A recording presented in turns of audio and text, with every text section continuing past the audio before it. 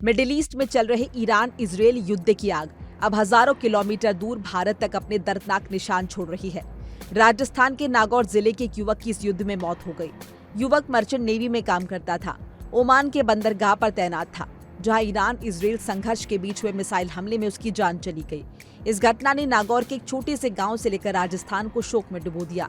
परिवार का इकलौता सहारा माने जाने वाले युवक की मौत ने न सिर्फ उसके घर की दुनिया उजाड़ दी, बल्कि ये भी दिखा दिया कि दुनिया के किसी भी कोने में चल रहा युद्ध कैसे आम लोगों की जिंदगी को प्रभावित कर सकता है। दिलीप मर्चेंट नेवी से जुड़ा हुआ था। एक कंपनी के साथ समुद्री जहाज पर काम करता था। मर्चेंट नेवी में काम करने वाले लोग दुनिया भर के समुद्री रास्तों पर मालवाहक जहाजों के जरिए व्यापारिक गतिविधियों को संचालित करते हैं। इनका काम जहाजों को चलाना, सामान की सुरक्षा और समुद्री मार्गों की निगरानी करना होता है। दिलीप इसी क्षेत्र में काम करता था और अपने परिवार के बेहतर भविष्य के लिए विदेश में मेहनत कर रहा था। गांव के लोगों के मुताबिक वो काफी मेहनती और जिम्मेदार था। दिलीप जिस जहाज या पोत पर तैनात था वो ओमान के एक बंदरगाह पर मौजूद था। इसी दौरान यहाँ पर मिसाइल हमला हुआ।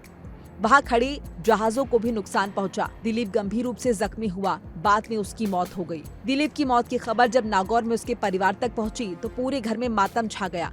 परिवार के लोग इस खबर को सुनकर यकीन नहीं कर पा रहे थे, क्योंकि कुछ समय पहले तक दिलीप अपने परिवार से फोन पर बात करता था।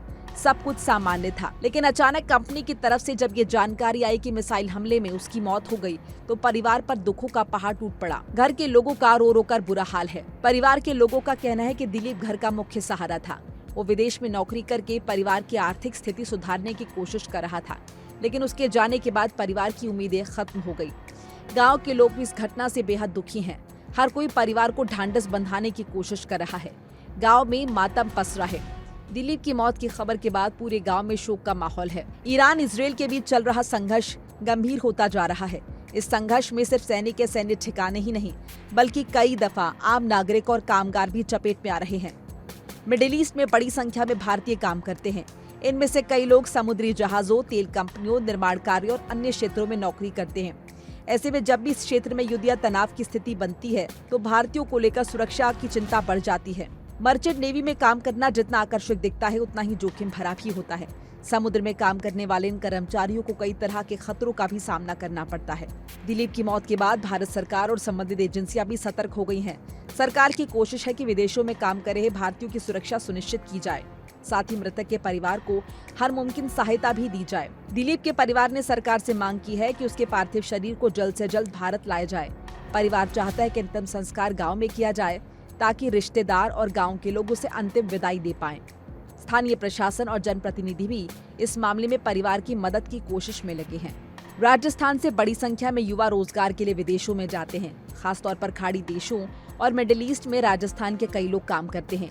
इनमें से कई लोग समुद्री जहाजों, तेल कंपनियों, निर्माण कार्यों से जुड़े होते हैं। इनकी कमाई से ही कई परिवारों का गुजर बसर होता है। देखिए इंडिया डेली 24/7 अब आपके स्मार्ट टीवी पर। इंडिया डेली मौजूद है सभी डिजिटल प्लेटफॉर्म पर लाइव और लगातार। इंडिया डेली 24/7 हर दिन राष्ट्र को समर्पित।